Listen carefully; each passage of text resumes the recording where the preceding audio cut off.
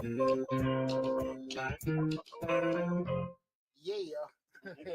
Happy Thursday, everybody. Welcome to Change Your Lives. Hosted by your boy, Deontay Burton. We got a great show planned for you guys tonight. Tonight we're talking about breaking the mold, black fathers versus society expectations. Again, black fathers versus society's expectations. And I wanted to have this conversation because you got a lot of stigmas and a lot of negative views in regards to black fathers. And me being a black father, black father, and upon my divorce, two of my kids were grown and two were minors, and those minors stayed with me. They went to my ex-wife on the weekend, and it's whatever form of joint custody that is, but 5 days a week as opposed to two, and everything. And it's not that ain't no knock on my ex-wife, but yeah, but with that said, it was a difference.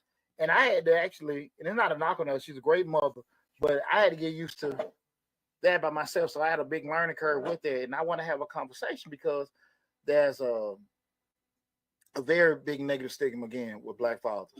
And so I just want to have again this conversation tonight again, black fathers versus society's expectation. Again, it's Change Lives. Hosted by yours truly, Deontay Burton. We're streaming live on Facebook, YouTube, Instagram, LinkedIn, TikTok, and Twitter. The main hub is the Changing Lives, hosted by Deontay Burton YouTube channel, where we have over 1,000 videos. You can, if you're looking at TikTok and Instagram, you can probably Google Deontay Burton, and the link and all that stuff will pop up. Especially if you go to YouTube, put it in the search. But we got a good show. And I really want to, guys, if you got any questions, any comments and everything, feel free to put them in the chat. But also you can actually call in at 678-740-9894.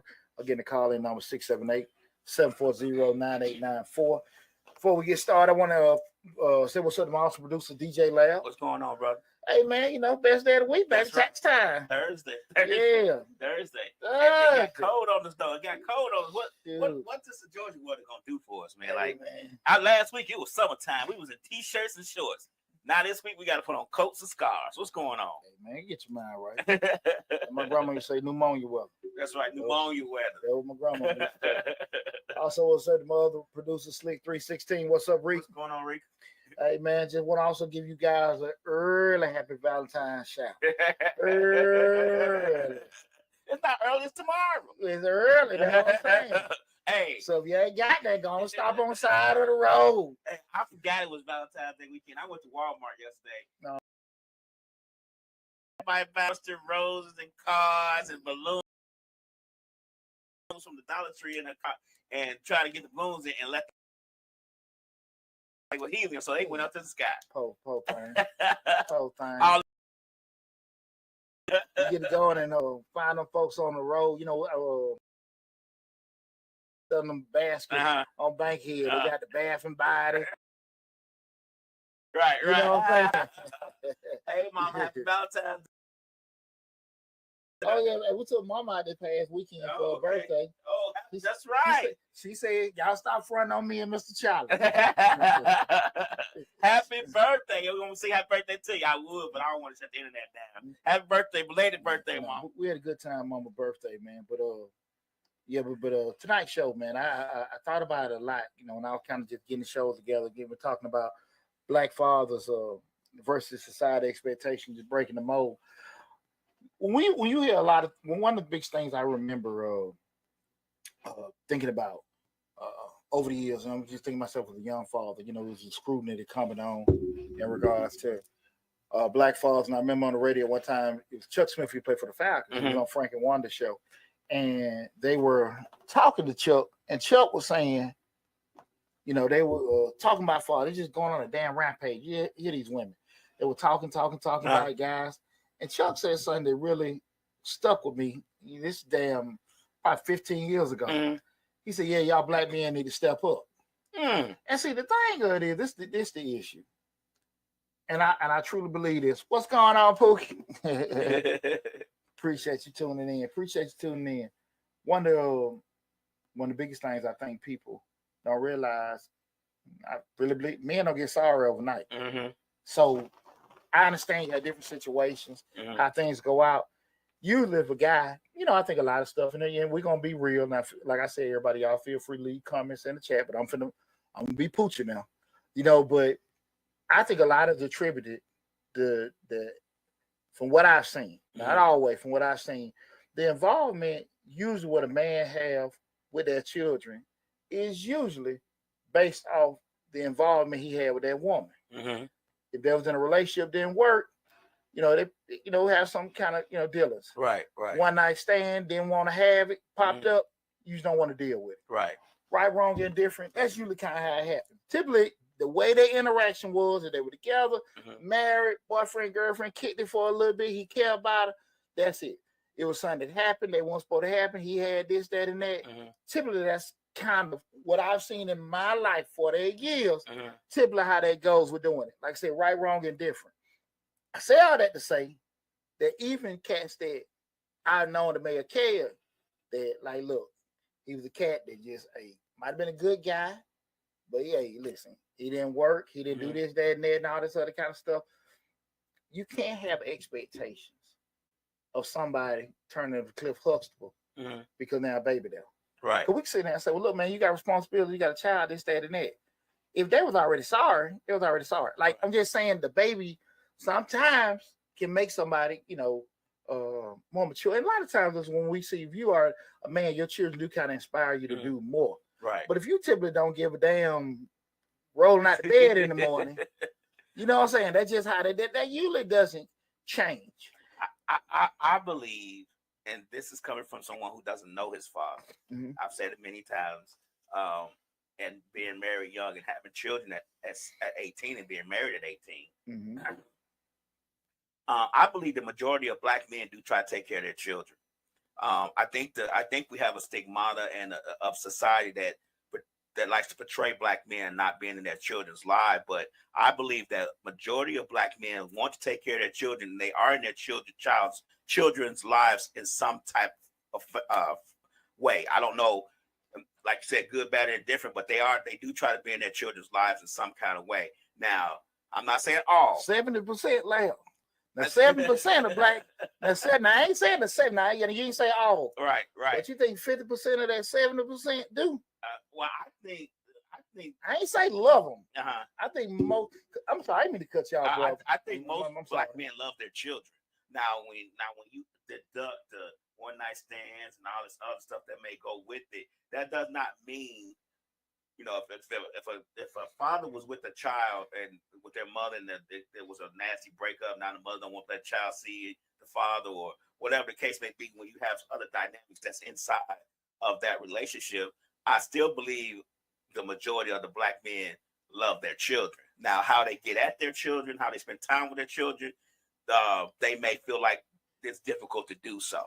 Now, I'm not trying to give them a pass because, I'm not trying to get them a pass, but I do want us to get past the stigma of that Black men don't take care of their children. Because to be honest with me, all the Black men that we have down here at this show, all the Black men that I've met over the years were in their children's lives, did take care of their children, were very good fathers, regardless if they were with their mother or not. So from my experience, I haven't experienced any Black fathers that wasn't in their children. You get what I'm saying? Like, I just haven't experienced it. Maybe that's because I hang around quality Black men who want to be better than today than they were yesterday. But at the same time, I still believe if I meet someone else, they may still that they will want to be in their children's life. Children change the dynamic of a person's reality. You know what I'm saying? It changes how you are as a person because you see, because out of all the people that you know, out of all the people you deal with, you know that child loves you.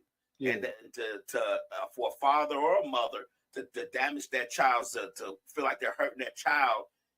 Now, there's some evil people out there. Don't get me wrong. Now, you know what I'm saying? Like, I'm not trying to say that there's not evil people that do wrong things to children. But what I'm saying is that I believe that we get the stigma of being bad parents and deadbeat dads because it has been handed down from generation to generation. We could start back when the social welfare program started, and they told that Black mother, you got to get that father out this house for us to help you.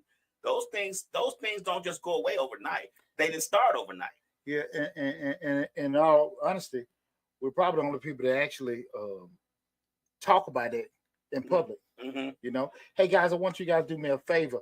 whatever platform you're looking at, I want you guys either call in 678-740-9894 or put in the chat some of the myths that you've heard about Black fathers, some of the misconceptions, or what you feel. There is a generalization that, hey, what you feel about Black fathers. Please put that in the chat, put that in the comments and everything, so we can have discussions with that. But again, guys, if you want to call in, feel free to call in 678-740-9894. Again, that's 678-740-9894. I couldn't pin the number on Instagram. I don't know why I couldn't, but you'll be able to pin it in. But again, we're talking about some of the Black fathers versus society's expectations. I thought Lav hit it on the head. I do think a lot of times men actually care about the kids. Now, like you said, the actual rolling out of how their relationship, they do certain things, right, that may vary. I do think that what gets caught up a lot, because I've seen it too many times, that what get confused is the relationship with the mother getting confused with the actual interaction they need to have with their children. Right. Well, because I've heard women even say that, hey, well, we'll leave. The hell you mean we? Right. You know what I'm saying? Right. I ain't finna sit here, but I'm still saying I kind of heard that when I was going. We ain't going nowhere. They saying, hell, you get the hell on. You know what I'm saying? Shit, I remember that here. I remember boy, 4 5 years. I can be honest. Right. I heard that bullshit. Like, we gonna go. Me and we gonna go. No, we ain't going shit. Right. You can go. And I think a lot of times, that is a leveraging tool, not to make a man, not to hold a man in a funky spot, because you can see early, it's a man. I understand. Look, they want their woman. They might give a damn about their children. Right. I believe that. Right. But I do believe a lot of times when people see it ain't working, men and women on both sides, when they may want to leave out a situation to make the other person uncomfortable, right? Because we gotta be honest. Everybody's not gonna be civil, right? Right. Not gonna be civil, and I'm gonna leave that alone and let you be you and everything like that. But a lot of times, like, people like, well, look, me and the kids can go. Well, what the kids got to do with us? Like, we ain't working, right? And now that funky dynamic coming in, because I would say up until the past, I want to say 10, but definitely the past 5 years, there's always been a lot of leverage in regards to women getting custody. But now you got a lot of these 40 and 50-year-old judges. It's different. They're more progressive. Right. They believe in joint custody. They believe in father's rights. They believe in women paying alimony. So a lot of things have changed, because, again, a lot of those older judges and stuff, they're out. Yeah. And you got people that's a lot more forward thinking. Like I said, in that 40, 50-year-old range, some younger, it's a different dynamic. So women aren't automatically getting what they got before. Right. Now that doesn't mean all men fighting to get it. Right. You know what I'm saying? Brothers trying to keep his money and keep them damn kids. They don't want to pay child support, and I want to keep my car and house. Right. You know what I'm saying? Y'all want to get all that.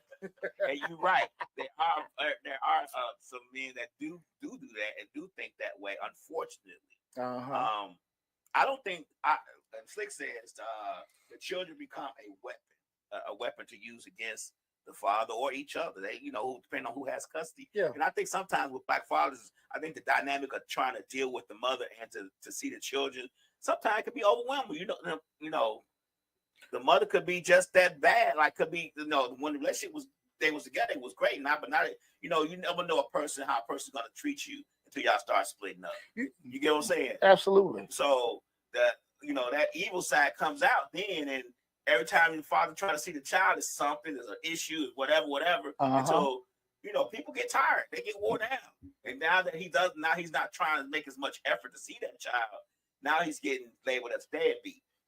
There are a lot of conversations that are had once kids get to a certain point where they can process and understand. Because, like, say, because you done try to do this, they couldn't work, and they go from both sides. Mom got a story, daddy got a story, and I think a lot of times as a child, you may not necessarily know what's going on, but to your point, man, Joe can give. Look, we fighting this battle I can't win.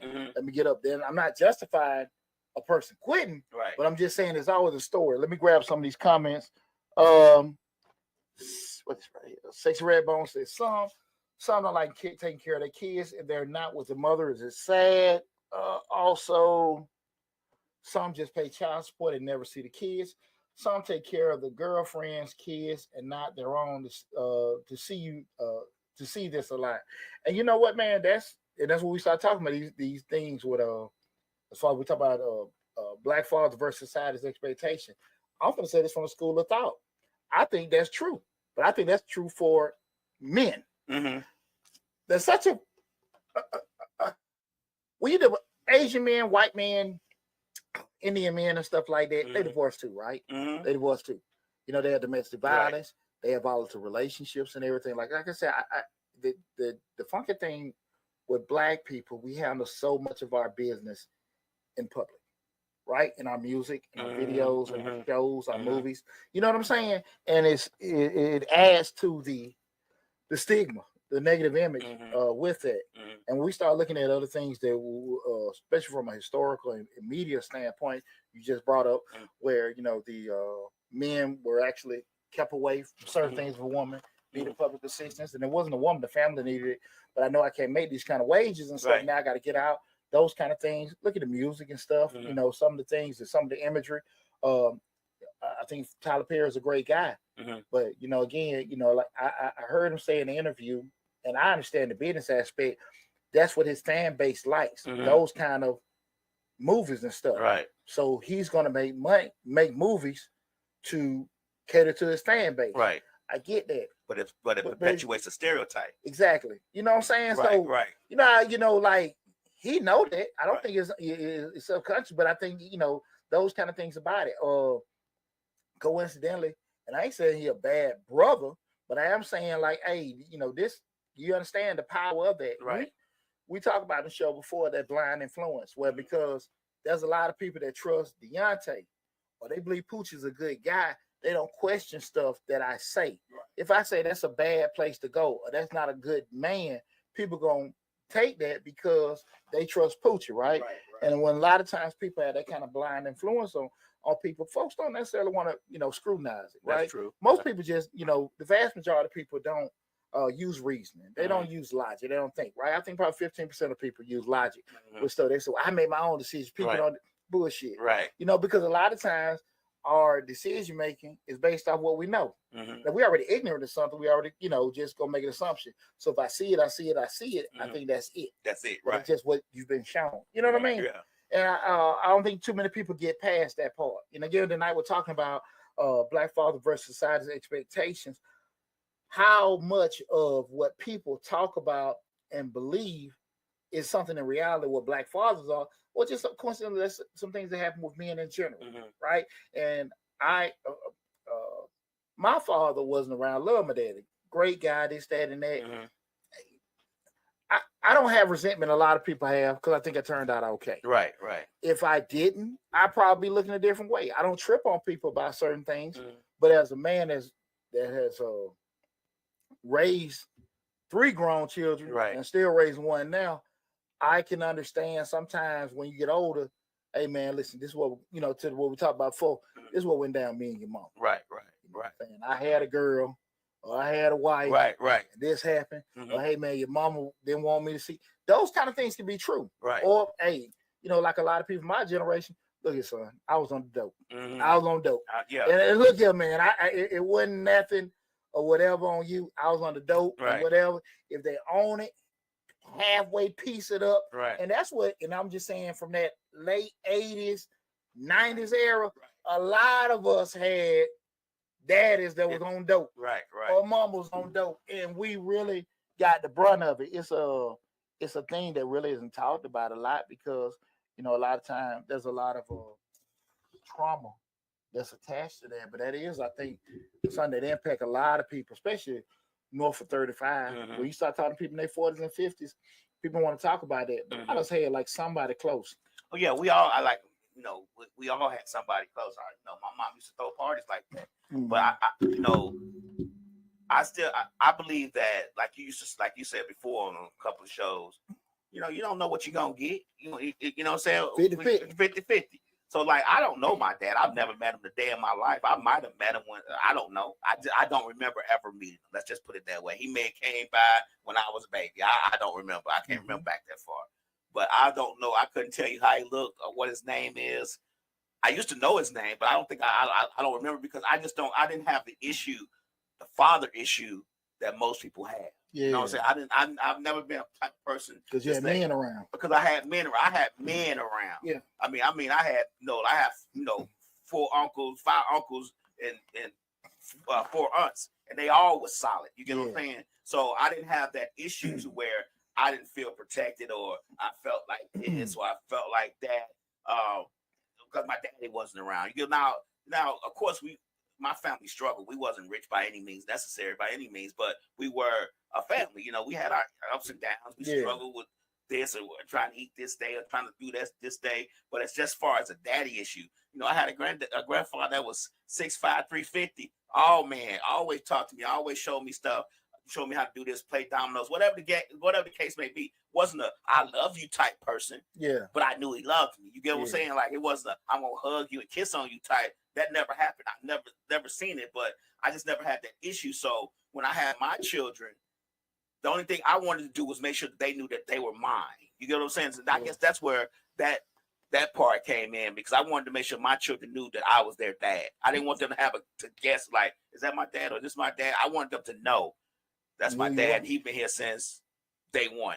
You know what? You know, like what you alluded to earlier, and guys, if you hadn't known, I've always said, you know, when I talk to young men, kids in general, you got a 50-50 chance of having a good parent. Mm-hmm. You don't know. Right. Because let's be real. There's a lot of weak ass daddies out there. Right. That, you know, get ran over, let the kids do anything. You know, that from teaching the kids like accountability, respect, you know, just talk how to, you know, how because my perspective as a parent's job is to prepare your children for society. That's your job. Now, how you do it, how I do it can be totally different. Right. But my job is to prepare my sons to go out there and deal in the world. Be productive citizen. Respect other people. Take care of yourself. Take care of your family. You know, people's got stuff going on. Don't steal. Don't kill. Don't, do no wrong to somebody else. Take care. That's what I feel like a parent is supposed to do. Now, kid go out there and do what the hell they want to do or whatever like that. Or, you see your kid doing wrong, it's addressed, and he didn't do that. Or you pat him on the hand, and they keep bumping their head.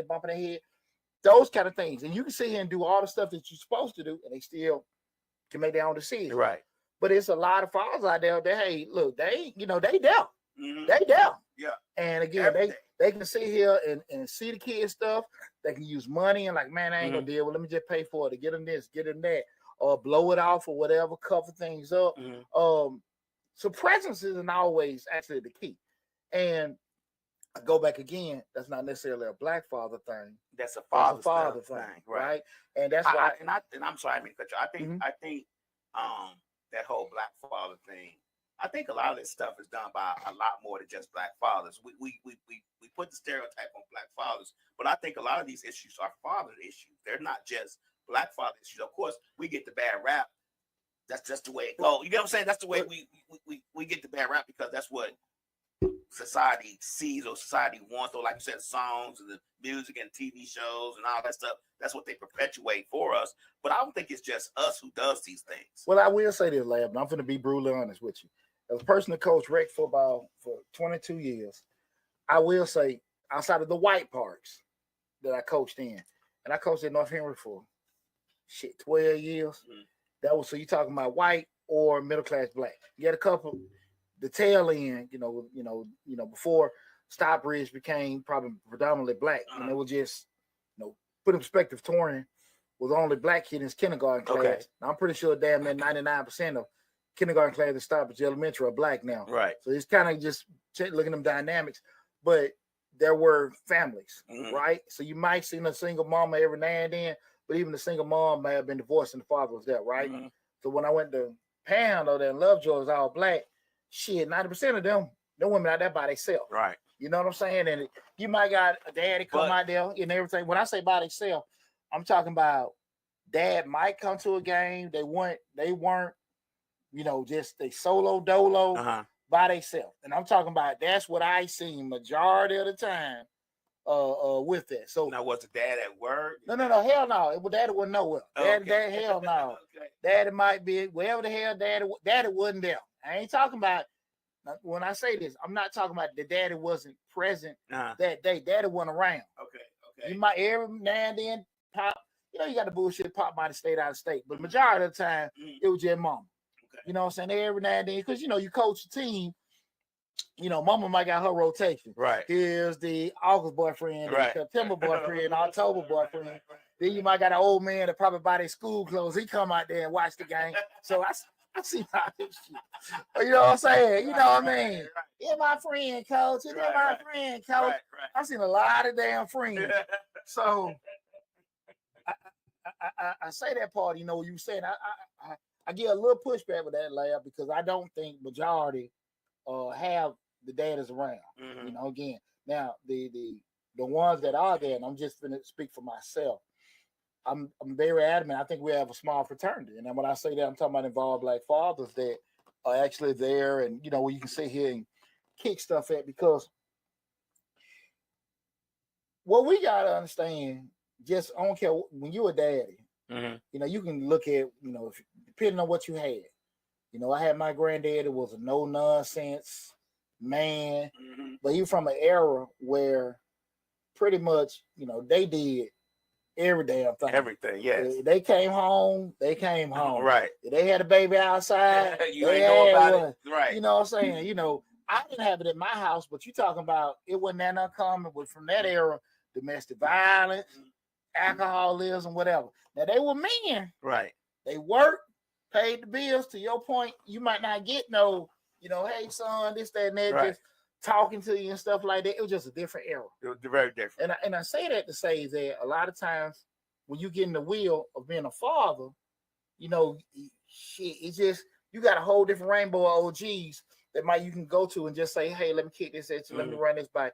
And I've always kind of credited myself to being the type of person that if I see you doing something I wanted to do, I approach. Hey man, how you do this? Right.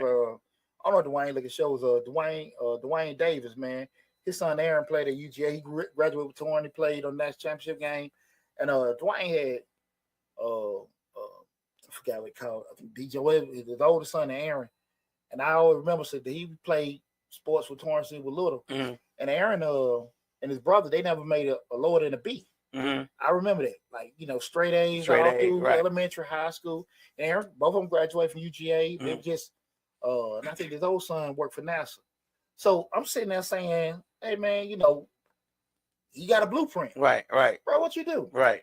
I ain't sitting there. I remember again. We're talking about Black fathers versus society's expectations. I remember when Torian got his scholarship to Vanderbilt, and he committed his junior year. And what I always stick with me, Larry, I can have these conversations now. Not one person can even say, hey, D, what y'all do? Right. It's just on some old Negro shit. I want to say the other word. Right. Well, hey man, his dad at the Boost Club president. Right. No. I'm being real with you. And so I always pride myself. Hey man, let me holler at you. What you do? Hey man, these are things I did. Now some of this stuff I'm like, nah, I want to do it that way. Or I see brothers getting their kids in school, this, that, and that. Or I see a kid moving a certain way. Hey sir, hey man, hey, what you do with your son here, there, and there? Right. And what I found, people that genuinely were doing it, sometimes, like what I always say, when our kids do wrong, we get too much blame. When our kids do right, we get too much credit. Right. Some cats be like, man, I ain't did that shit. Hell, I can't read, but son can. Shit, I'm dumb as hell. And my wife here too. So I'm smart. This shit, we like it. Right. So I get that part. Right. But a lot of times people will be genuinely will share stuff with you, ask. And I got a lot of game from, some stuff. And some stuff, I tried, didn't work and everything like that. But I always prided myself on reaching out to people that were in a position that I wanted to be in, right? Like, hey man, what you do? And I will say this, Lab, and I'm being brutally honest with you. It's not a big fraternity. When I'm talking about involved Black fathers, where you say, hey man, you talk to a cat and they stressing at night, worry about how the hell you might pay if how to get your kid in college, or if you got to do this and do that kind of stuff, man. I hope this kid passed his exam. They were Right, studying. right, I'm talking about stress. They ain't got shit to do with you, but you worrying about your child. Right. Right? It ain't a lot of, like I said, now you said it from the get-go, and I'm a firm believer. I think most fathers, period, like, they love their children. They love them. Right. They want them to do well. But their journey, you know what I'm saying? Like, you know, I see, bro, you know, especially with football training, they want to make sure the kids in shape and all this other kind of stuff to get a scholarship. But the stuff that they probably not familiar with as far as the academic side, they stay away from that. Appliance side and stuff like that, stay away from it. And usually that's by what I would say the intentional ignorance. Kind of like hope that shit just fall into place, and it don't because you ignore it. But it ain't a big fraternity of guys. You can sit here and say, well, hey, like I said, they love them. But when you just say, okay, look, man, you can bump ideas. And, hey, man, what you think about this? Do that. I know a lot of guys that love their children, and I know a lot of guys that provide for their children. But that 24/7 day a week type deal. Yeah. But you know what? And I ain't talking about no shit like with custodian. But because it's, you know, co-parenting. You got some guys out here, a lot of brothers that are co-parenting, and they're really damn involved. Right. They don't stay with their kids, but they at the conferences, they going to every function. They seeing their asses, you know, out of 7 days, 4 or 5 days out of the week. Even though that, so you got some brothers like that. Right. So I don't want to diminish that, but you also got majority, I think, don't. You know, they love them. I hate. You know, I hate to say. I don't necessarily want to say that. I get what you're saying, but I think what happens is we see that, and we see more of that than we do the brothers who are solid, like you said, the ones who are generally involved and love their children. We don't see much of that. That's why we don't think there's much of that going on. So if you don't see it or you don't hear it, it's not perpetuated in movies. You don't see it on anything. You don't see it in social media. All you see is this. You know, he don't do this. He don't do that. You generally are going to feel human behavior is going to be like, oh, that's what's going on, because that's all I hear and that's all I see. So that can't be. They all can't be lying. You get what I'm saying? But I believe that a lot of times the good part, like you say, we get you know, credit when they do bad, and we don't get enough credit when they do good. So it's maybe a case of where black fathers are getting all the bad credit, but a lot of the fathers who do good don't get any of the credit. Oh, Even if they stay with the parent or stay with the mother or not, it's just they're just not getting the credit that they probably deserve, because it's to them it's just a part of being a father. I personally think, my just personal opinion, I don't think a lot of the negative impact should be there, but I do think a lot of it is there. But when I say that, when I say a lot of it, the stuff is in my opinion valid, I don't think it's, you know, solely on black fathers, right? I think it's just a lot of cats, they don't work it out. I know. I mean, I was in the army damn 9 years. I seen plenty of white dudes love the kid, get divorced from that woman. They get a whole new damn wife, and they still love the kids, but they rocking with this new kid. Right. You know what I'm saying? So that ain't no shit. I ain't never seen, folks. That's some stuff I seen. Like, hey, we got a new wife, new kids. We're tripping. You know, you guys over there, I love you, but I'm rocking here. Like, so I've seen that plenty of time with white folks, right? So that's the thing about it. It's just when you don't see it, you don't really know. But you tend not to believe it exists. Yeah, but here's the deal, though, Larry. I go back to it again. We do a lot of that shit to ourselves in regards to saying, you know, he ain't did this, he a deadbeat, he this, that, and that. When you look at the shows talking about deadbeats and all this other kind of shit, right? When you look at paternity court, what you mostly see? Exactly. Black folks. When you see these damn shows, Maury, Steve, and all this other kind of stuff, what's the dude name? I don't want to say. I forgot his name, man. He Jerry Springer. Nah, he's a brother. Be clean cut. I don't want to just say the gay guy, but he is, you know, he is gay, but he is not a secret, right, and everything like that. But he always sharp, real sharp dude. I can't remember his damn name. TV show? Yeah, he got a TV show. Bald head dude and stuff like that, real sharp.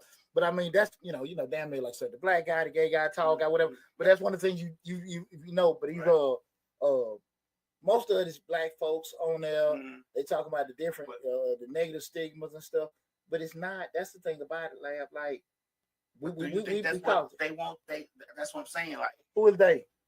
Society in general. Hell no, us. No, I think it's when you said earlier. Now let's be 100 on this. When you said that Tyler Perry says he pushes out what his people want to see, and that's us, not society. You think that is society? No, that's his societal fan base. Hell no, Lab. What I'm saying, Tyler Perry. What we talked about on Mr. Short Dollar, right? Damn target audience. Okay. His target audience is that damn probably 35. Okay. To 55, black woman. Okay. That ain't damn society. That's that target audience. Okay. And he gives to that. I get it. And so I say that to say, but does he have to? See, that's what I'm saying. No. He perpetuates an image of black fathers as a bad. But does he have to do that? No. Is that something that he has to? It's not an issue. I have to. I want to do that because I want to make this money. Okay, I get it. I understand that.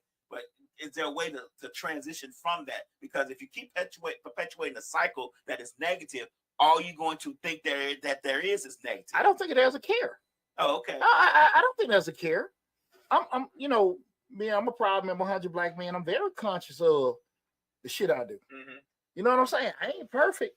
I still got my damn soldier mouth and everything like that, but I'm very conscious about my image in regards because I deal with a lot of young men, young people, and different circles and things I have to go to. So I'm very conscious of the image I'm trying. Ain't nobody had them comment. Yeah, I got some on here. Okay, but I'm very conscious about that, Lab. But at the end of the day, like I don't think it's an interest. So I can't. Yeah, how can I put it? And then when we talked about that before, I can't come to your damn house and give you rules on hey, move your table, this, that, and that. You know what I'm saying? Hey man, hey man, you need to have your stuff here. Hey, put them up. Man, my daddy came to my house one time. So I'm like, you need to put a TV. Dad, you know, hey, you know what I'm saying? Right. You my dad. Right. You know, those kind of things. You can't so to we say, yeah, you can do this, you can do that. But who am I? Right. I understand. You're making a change. Of course they can do stuff different. They don't give a damn. Okay. I don't mean they don't care about people, but again, what they're concerned with is that. Right? So if someone's coming to you asking your opinion, hey bro, what you think I can do different? Well, how we have this, that's a different conversation. But clearly that's not the case at all. What we got in that lab? Let's Talk American Radio says there are some amazing dads out there.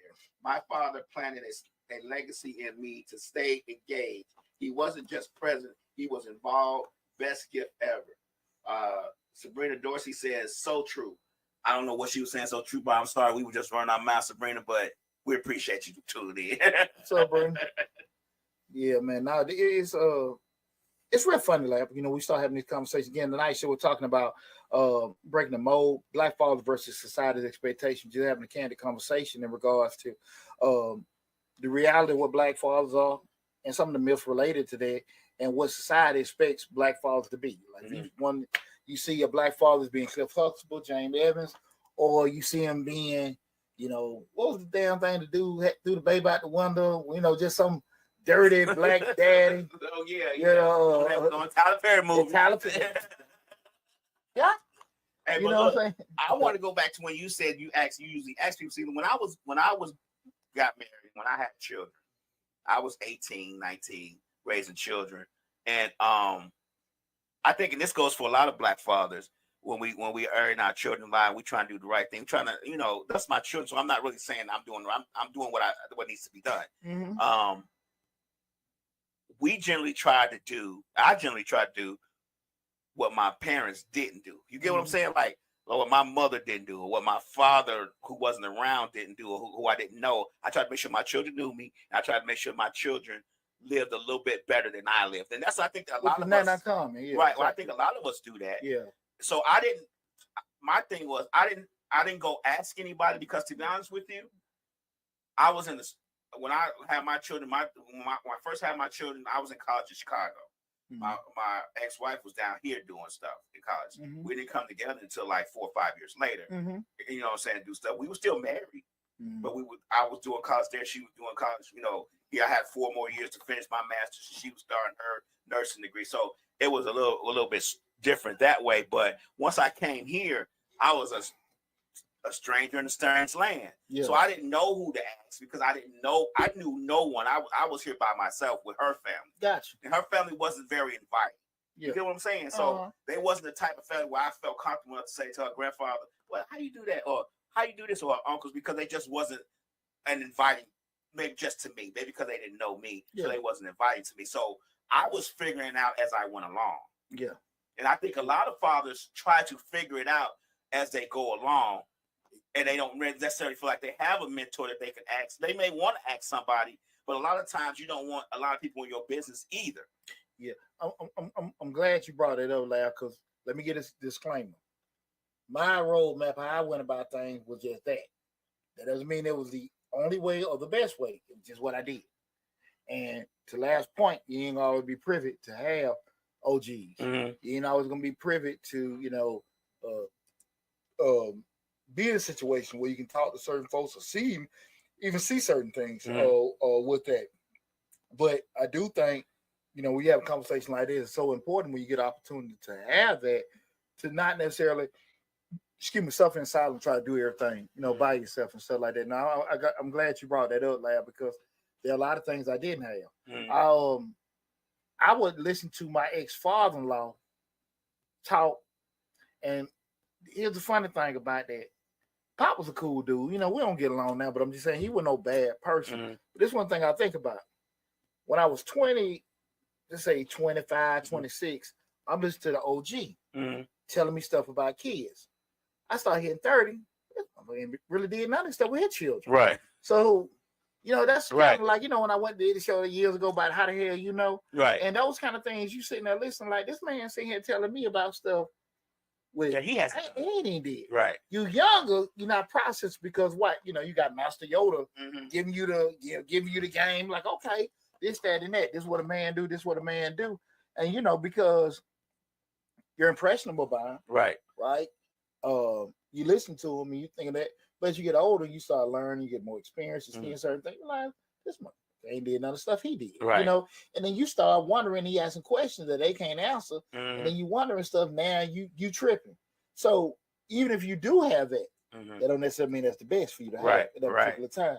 And life does that to you. As we grow, things that was important to us in our 20s is not in our 30s. Things that are important in our 30s, not important in our 40s and 50s, because we grow different. That's just like we get in a relationship, right? You can meet this woman in your 20s, and y'all, reality, like it or not, y'all can grow apart. You know what I'm saying? Y'all was clubbing and everything in your 20s, and now she want to go cruising, and you want to go play bingo. Right. You know what I'm saying? Right. It just... Y'all always butting heads. Yeah, and it just... That shit happens. Right. Right? No matter what people say about it, don't want to accept it, that happens. And, even with your children, man, you can do this, give them that.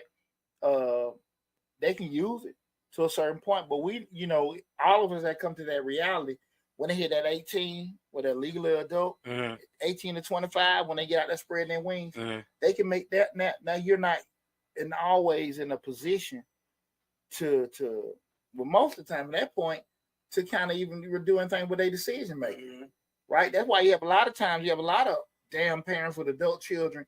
They want to keep them kind of tied up so they can control their decisions. Right, control what they do. I want to make sure you do this because I'm going to pay for this. Right. I want to worry about, I want to control what you do with your children. Right. So I'm going to continue to get your children and pay for this. Damn that shit. I ain't going to do that. You know what I'm saying? Hey, Poochie can tell you right now, who the hell ain't going to do that. I love all 4 of my boys. Right. But I can tell you right now without a shadow of a doubt, this ain't no granddaddy daycare. This ain't going now. Hell no. That ain't no flex. Y'all come up, we have a good ass time with Paw Paw. Right. But shit. Oh, hell no. Oh, hell no. 6 says, Cosby Show was what I wanted. But was what I wanted. My dad wasn't perfect, but he loved him some meat. He was of the dope era. So, and I can vouch for that. Six father loved her to death. And I knew it just by Mm-hmm. You know what I'm saying? You can see it in his face. You know, he might not hug on her, but she don't do that. So, you know what I'm saying? So it's like you could tell when a person really loves their children or their child, and he did. So he does. Let's put it that way. So a lot of times, I think that what we do when we get older as adults and we have our children, we try so hard. We try so hard as grown men, especially when we have daughters and stuff like that. Because I had a daughter. I'm going to tell you the experience with my daughter. Mm-hmm. Now, my daughter, when I was raising my daughter, I tried so hard to protect my daughter from the outside world. With me being a man, I knew how men were. You get what I'm saying? Absolutely. But like you said, when you get to that fork in the road, and my daughter becomes a certain age and gets old and she wants to do her own thing, then what I think that happens with us as Black fathers when it comes to that, we start thinking about what we did wrong. Like, what did I do wrong? Did I, you like you say, you see, Sheila down there, she got 5 degrees and working, working in science, working at this great science company, making $200,000 a year. She only 17 years old, and your daughter out partying all night. You know what I'm saying? You trying to figure out what's going, like you went to military school, you did this, and she just became a Hellcat. And so you unconsciously comparing, right? You unconsciously, you ain't doing it out loud. Yeah, you're doing it in your mind, and we do that all during the growing up stage. We do that all the whole time our children are growing up. Mm-hmm. We look at Frank Child getting all A's in kindergarten and spelling his name frontwards and backwards. And here my child is, like you say, eating glue. He's trying to figure out what's going on, what you're not doing wrong. And we gotta give black fathers some credit. It's a lot of pressure being a Black father. It's a lot of pressure trying to make sure, and I'm not giving a pass on that, but a lot of us do go to pressure, and pressure busts pipes sometimes. You got to deal with, the mother may not be the greatest person in the world after y'all get separated, or she may be hell on you while y'all together. And work and children trying to do all that. So a lot of times we have a lot more on us than people realize. Everybody give credit to the mother, but the father has a lot of stuff on them too. And we just don't externalize those things, we internalize them, and then sometimes that's what breaks up the family dynamic or break your ass up. Right. One thing me and you shared, I remember, and I appreciate, because you and Rick were very impactful of me when I was going through my divorce. But when you talk about on the show, like once you got divorced, you like, because you've been so gung-ho in your marriage and your family, mm-hmm. You're like, what do I like? What do I like to do? And when we start talking about just as like, defining that role or that image of a Black father, mm-hmm. Shit, we talking about you being a father, mm-hmm. You still got your damn career, mm-hmm. And you got your personal life. Right. Like, just shit, because as them kids grow, they grow and do what the hell they want. Right. And you sitting over there like, we got practice no more? Daddy, I'm 30. Yeah. Get used to. Yeah. 30, Daddy. What the hell you talking about? We ain't got practice. Right. We ain't going no tournament. And your ass, you got PTSD because your ass been damn basketball and football and tracking for 30 years. What you mean, Daddy? Hey, Daddy's still talking about practice. You know what I'm saying? He walk around the house with a whistle. Right. You understand the shit. You know what I mean? So we lose ourselves. And I can say this too, man. I can just, say this, and I get this to a lot of young guys, especially the young in marriage, hey, man, like, I damn sure with no saint, so I ain't finna sit here and say, I look at my marriage, but I can definitely say that we got so engulfed in our children. There's a lot of shit we didn't continue to do with us. Mm-hmm. I was a saint. Shit, I ain't gonna say that bullshit. I was a saint. Nah. But what happened with us? We got married so young, and we had a family dynamic so early in life that our responsibility to our children encompassed everything that we did. That's what I mean. That's our exactly responsibilities to each other. To be honest with you, encompassed everything that we did until when the children got older and wasn't around to keep us together. Because instead of us looking at each other and arguing about stuff, we got to deal with these children and figure out what they want, because they was very close in age.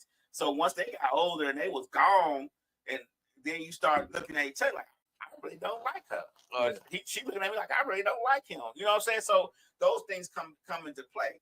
Slick says the mother has the kid regardless if the dad is there or not.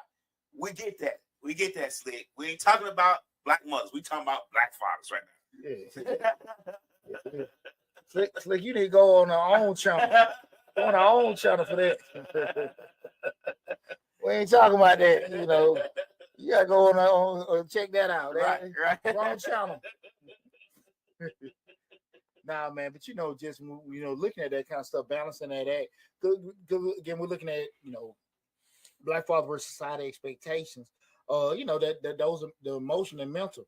Me and my dogs had conversations, especially like so few of them went through divorces, few of them went separations where your kids in a different spot, and even if you co-parent, the shit that your kid may encounter in a 48-hour to a week process or whatever in between can be so damn. And I ain't talking about nothing in regards to trauma. I ain't talking about like they got molested or beat. I'm talking about just bullshit. Right. Because I got my way I function. They got their way they function. Right. Is my way right and their way wrong? Not necessarily, but completely damn different. Okay. And I'm trying to sit here and say, look, I'm on my military shit. Right. And then we over here like Kuda Matata. What's going on? Right. So, and everything. And you can't get this. Hey, I think, well, you do over there what you want to do. And I'm going to do what I want to do. No. And so now you're sitting there like, okay, daddy tripping, this, that, and that. And it could be vice versa. Mama could be the more rude person, whatever. But you going through those kind of things, and it's stressful as hell. Yeah. You know what I'm saying? Yeah. You start looking at like, again, like sitting up, you worry about this kid gonna look, man, they gonna pass the damn test. They're gonna get out here. I gotta get their ass to graduate. All this other kind of stuff. How the hell I'm paying for this tuition? That's just a lot.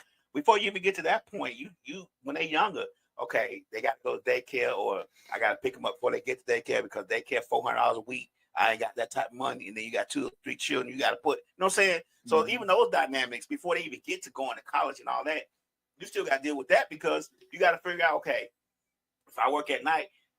If I work during the day or she work at night, we got to figure out a way to offset this to where we, you know what I'm saying? It's a lot of moving parts. And if a dad's going to be in a child's life fully, he's got to be a part of that moving part. He got to be a spigot in that wheel and do what his part is supposed to do. Yeah. Lamb, I'm gonna tell you something I think just was totally not, and I want to address it, and I just thought it was totally effed up. Is when we start talking about these particular things, like from the emotional standpoint and looking at like the stress, worrying about your kids and stuff, one of the biggest things that we start thinking about, black fathers versus society's expectations. And I what I wrestle with, and I've just heard this over the years, it can be from my ex-wife or, just hear from women in general, but people have an image of this is what a man do. And the issue that I always get is, it can be for men or whatever, a man provider, this, that, and that. And I think we know by statistical data, most y'all ain't seen no damn man. Like, that was always my question. Right. When you tell me what a man's supposed to do, whatever, who you seen? What's your example? Right. One your dad, one your uncle. Where have you seen that at? Because like statistical data. Yeah, just saying. So many times when you hear people have that kind of stuff, what a man should do, what a man should be, and it's men and women. Like a man gonna provide. Did your daddy do that? And this is when you talk to brothers. So we have now, my uncle did. Now look, man, you don't really know until you get in that wheel. Right. You don't know, and you as a man. You got to already have this, daddy, I'm this rock, right? You got to do it because if you ain't, daddy a punk, right? I'm stomping all over him, doing all this other kind of stuff. Right. So you got to be right here in the wheel, all that stuff. Well, we're gonna be a talking family. That no, look, somebody got to lead. Now again, you want to be the father, you want the man to be there and everything, but a lot of times that don't necessarily be the case. Right. But when you start looking at when people have this imagery or whatever. This is what a man's supposed to do. This is what a father's supposed to do. I would say majority of them don't even know it. They never seen it before. Right. They hope. You know what I'm saying? Right. I was raised by a man. And I can sit here and tell you, my grandfather was a man's man. No nonsense. Straight. You know what I'm saying? Straight. No chasing. Right. Didn't give a shit about your feelings. I mean, it wasn't no kind of. Right. You know what I'm saying? You sitting there like whatever. And he's from that era. there were a lot of things to your point earlier that I didn't like what he did. Mm-hmm. The majority stuff that he did, I love. But to your point, we typically use the stuff we like and also the stuff we know work for us. Mm-hmm. The funky part about what happened with the stuff that worked for us, it may not work for who? Our children. That's what we had the fucking problems at. Right. Because I might have got my ass whooped. Uh-huh. And an ass whooping don't work on my son. Right. I got to sit here and be Dr. Phil. Right. And an ass whooping, I work on my other son. Right. You know, I might just got to give a look. Right. But because it worked for us, we think it works for all children. It worked for all. Right. And I think that happened to everybody. I think everybody. You know what I'm saying? You know? Now, I'm going to be honest with you. I'm going to be 100% honest with you. My grandfather never did that. Mm-hmm. My grandfather just had an aura about him. Yeah. Well, I'm talking about the whooping. I'm just talking about the ways that right. we like. I mean, cut y'all. I'm talking about like the things that we liked and also the things that worked for us. Okay. Because the stuff we didn't like might have been just the aura. Right. I think I want to fuss. Discipline. You know? I think I've gotten discipline one time. Uh-huh. And even when I got disciplined, it was by my mother. My grandfather told her to stop.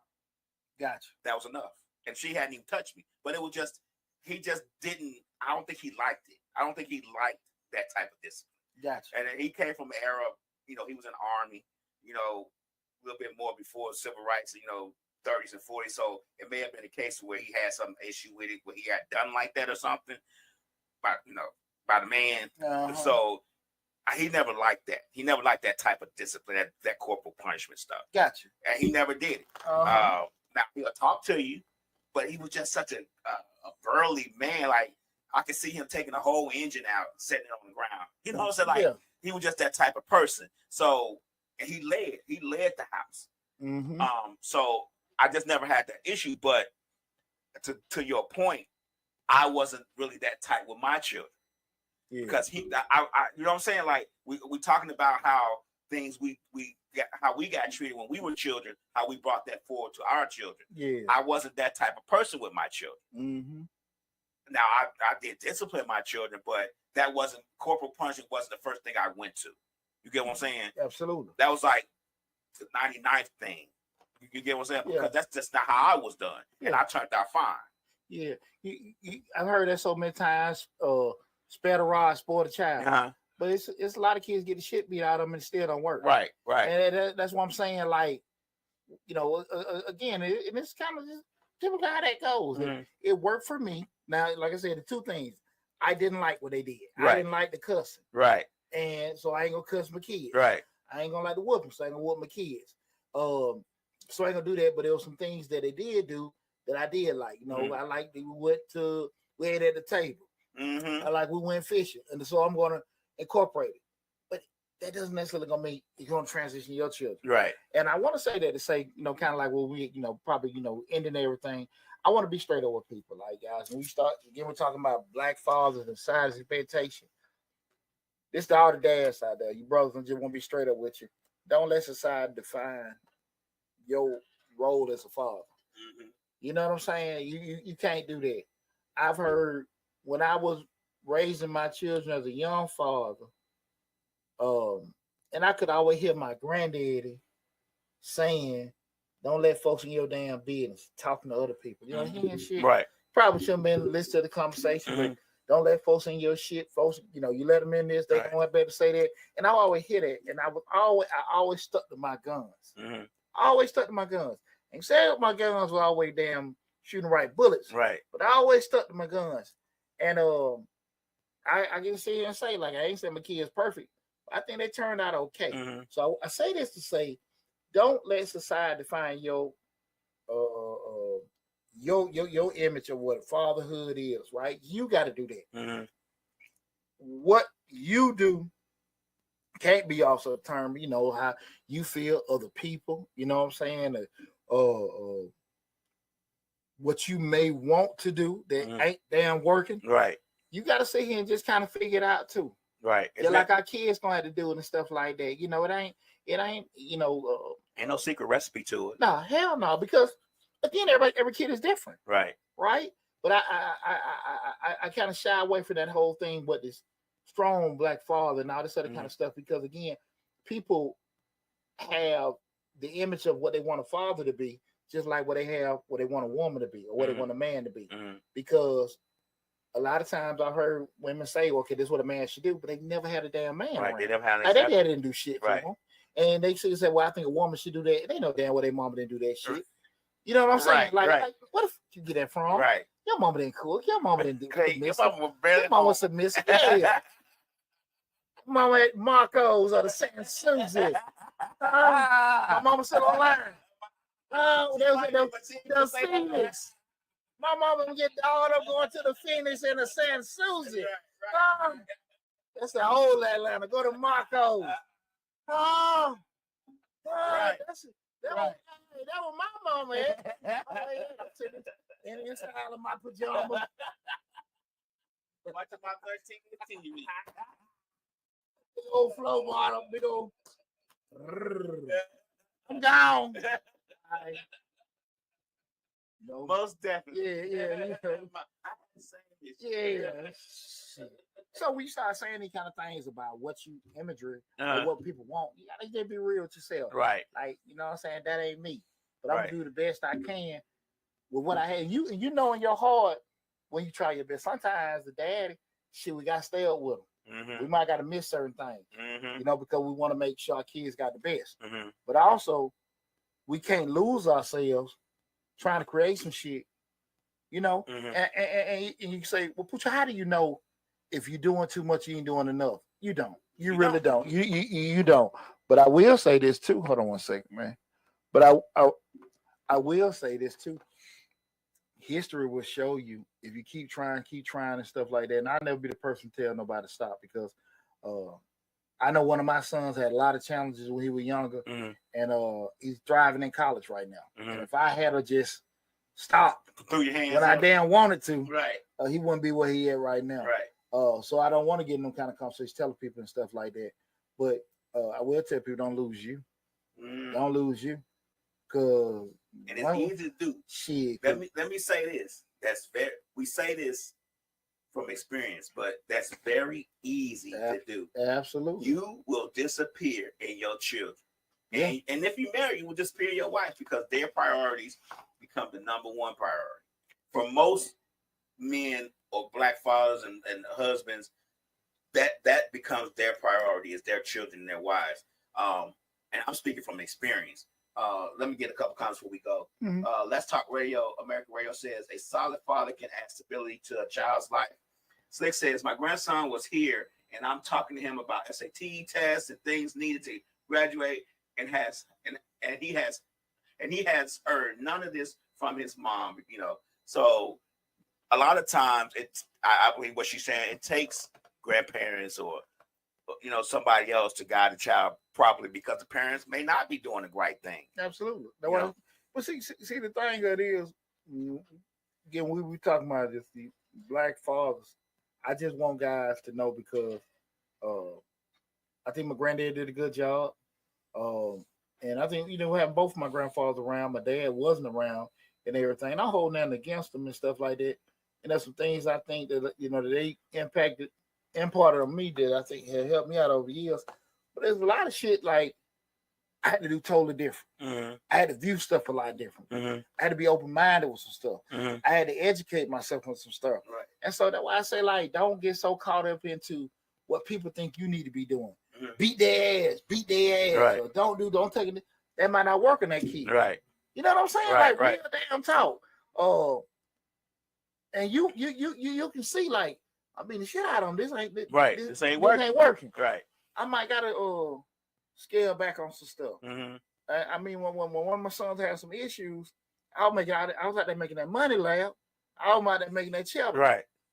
But he needed me. Right. You understand what I'm saying? So I had to kind of scale back. Like, look, let me let go of some of this stuff, because in my mind, I'm providing everything for them. But my presence will need. Your presence will need. You know, so and I think we'll be kind of honest with ourselves, like, hey man, this shit I'm doing ain't working. Let me try something different. And be okay with it if you being genuine with yourself, man. But listen, we done had a great show, great conversation tonight. I appreciate all you guys from the bottom of my heart that tuned in. If you come in later, remember, or you came in the middle of the show, you can always go to Changing Lives, hosted by Deontay Burton. Changing Lives, hosted by Deontay Bird. You're looking on TikTok, you can go to the profile, hit the link. You can go to the YouTube channel. If you're looking at it on Instagram, you can hit the just put a Deontay Burden on YouTube, and that'll come up. No direct link on the Instagram, but I know if you're on the Facebook and all the other stuff, it should be links in the description section. How to go to the YouTube channel. That way you can see the whole video in its full entirety, along with all the other great videos and stuff we've done. Man, listen, guys, this has been an awesome conversation. I really want to tell you all again, I appreciate you all. I don't even know where we're at numbers wise. I've been so damn swamped with tax. I ain't looked at it either. But I think we close to 20 grand. Okay. On Change the Lives, man. I think we close to 20 grand. Okay. We knocking it. I don't know where we at and everything, but again, man, I just want to tell everybody I appreciate y'all. I love y'all. Y'all take care of yourself. And listen, fellas, listen. If you ain't got none, I'm just saying, pull your ass over. On the get way that little over basket, like I say, that little, you know, the one Bath and Body, that pink fur. Saying maybe throw a rose up in there. Some candy. You gotta do there's a flower. Right. I'm talking the rose in there. You take care of business. Right. Happy Valentine. Listen, y'all take care, man. I appreciate it. But I love you all. Y'all be safe out there. And I'll talk with